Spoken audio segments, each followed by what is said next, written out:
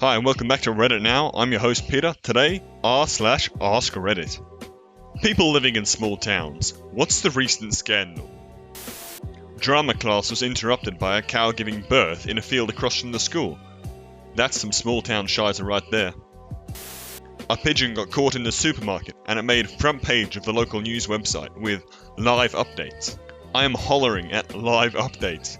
Genuine quotes. 1:30. No word on how the pigeon is getting on. 2:02. Update. A security guard is currently attempting to capture the pigeon with a net, but it isn't going very well. 2:10. The store manager has declined small town newspapers request for comment. 2:50. Pigeon is freed, and that's in caps. I like this because it took them an hour and 20 minutes just to release that pigeon. My grandparents' small town has had a recent outbreak of teenagers riding horses through the middle of downtown while wearing nothing but face masks. It has happened a total of 3 times now. Always different kids, always different horses. That's so ducking great. Awesome example of small town fun. Those teenagers are going to tell their kids and grandkids about riding through town naked. I'm just imagining how that would feel on the old Sackaroo. Our newly elected mayor, who is a school teacher as well, caused a head-on car crash injuring 2 small children in the other car. She was found to be drunk and it was only 3:30 PM on a weekday. The kicker, she wasn't charged with a crime, as of yet, but she did resign after considerable thought. That's so sweet of her, what a thoughtful woman. I left my small town years ago, but I was home over Thanksgiving and got an earful. The local grocery store renovated/expanded after 30 years, and now everything's moved and you can't find nothing. I was home for 4 days and literally every new social interaction with people in town involved the goddamn grocery store and how awful it is now. Spoiler, it actually looks quite nice and they hang signs over the aisles telling you where things are. You know, like a grocery store. So, the scandal is people in your hometown are idiots. We think our prized manatee was killed instead of accidentally drowning. Prized manatee. I shite you not, he died on his 69th birthday. Rest in peace. A teacher posted a link to a corn site on his website for classwork instead of a recent assignment, and got fired immediately. Apparently, this wasn't his first offence. There was a teacher at my middle school when I was younger who was fired for not just watching corn at school, but also accidentally having it open on his computer when he went to project something to the class. I don't know how people can be so stupid. The school gym teacher was fired after being caught masturbating in the equipment room. He was caught by 2 students. A few days later, he killed himself. Everyone is a bit shaken up about it. Damn, everything sucks about that. Yeah, imagine having to walk in on and see a dude cranking his shaft. Somebody's been murdering horses and the police department is blaming wild boars, but at least a couple of the horses were shot, so, well, if you could keep guns off the street, maybe all these boars wouldn't be packing. Guns don't kill horses, boars kill horses. The town wanted to decommission the airport. The people did not. The people won. Usually, it's the other way around. People buy 20-year-old houses next to a 45-year-old airport, then complain about the noise and petition to get the airport shut down. There's actually a huge amount of funding and research that goes into airport noise abatement. A couple months ago, someone left their fire pit in the driveway for a few days. They received a mailed letter from an anonymous neighbour shaming them for making the neighbourhood look bad. The recipient then posted the letter on the town's Facebook page. People ran with it and created the first annual Front Yard Fire Night. Your town sounds awesome. The town went with the lowest bidder for a big roadwork contract, and it turns out they were totally unqualified for the job and were messing stuff up. So the town fired them and hired the second lowest bidder. Same thing.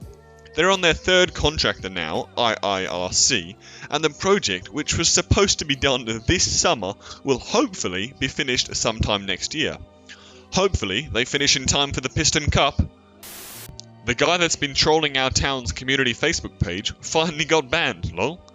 Banned from the Facebook page or driven out and banished from the small town. Oh, we gathered with pitchforks and torches and chased him to the country line. He won't be back. I don't even use Facebook though, so I don't know about that. Our city council just voted to give themselves a 103% raise. During my sister's volleyball game, one of the super aggressive sports dads slapped someone else's kid, because apparently she set the ball into a bad positioning, and that caused his daughter to miss the spike. Now, number 1, his daughter is shite at the game. Number 2, I played volleyball for a long ass time, and my mum sent me the footage of the set. She set that ball beautifully for the small league she's in. Number 3, they won the game. Just be happy. The entire community is turned against him right now, and the family of the girl is considering pressing charges, which I feel they should, because this guy has gotten close to crossing the line before, and he needs to be reprimanded for his actions. Edit. A lot of you have commented about how he didn't get his ass beat at the game. No one had the chance because immediately he realised he messed up and ran out to his car. He drove away, leaving his kid to be embarrassed and alone in a court full of people pissed at her dad. One of the nice mums gave her a ride back to her house where she spent the night.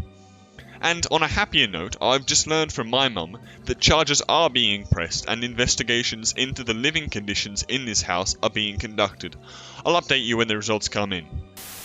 A local police department likes to post wanted pictures on its Facebook page.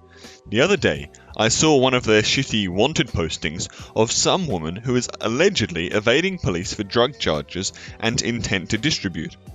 The suspect herself commented on the post and said, "I'm not evading, I'm not on the run, I've been out of town, and when I come back, I'm turning myself in." Maybe not a scandal, but I thought it was pretty funny. Hey, at least she's sincere.